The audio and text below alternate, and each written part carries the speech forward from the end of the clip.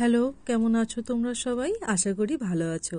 আজ চলে এসেছি আমাদের সন্ধ্যেবেলার মোস্ট ওয়ান্টেড ডিশ ঝাল মুড়ি বানাতে। দেখো, আমি সমস্ত কিছু গুছিয়ে নিয়েছি।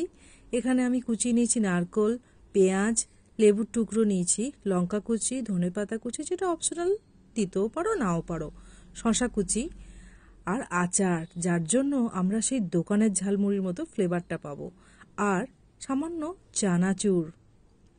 আর মুড়ি তো অবশ্যই লাগবে। এবার মুড়িতে আমরা কুচনো উপকরণগুলো মিশিয়ে নেব। শসা কুচি, পেঁয়াজ কুচি, লঙ্কা কুচি, নারকেল কুচি,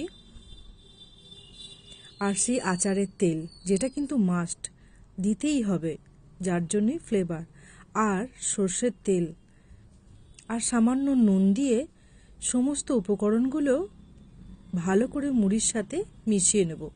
জানি তোমরা অনেকেই জানো, তবু একবার নতুন করে দেখানো। এবার ওপর থেকে একটু ধনেপাতা কুচি আর ঝাল ঝাল চানাচুর দিলাম, আর সামান্য একটু লেবুর রস, যেটা গন্ধ তো দেবেই, আর সঙ্গে একটা ট্যাঙ্গি ফ্লেভার, আর সামান্য একটু নারকেলের স্লাইস দিয়ে সাজিয়ে দিলাম ঝালমুড়ি। দেখো তো কেমন লাগছে। ইয়াম্মি না?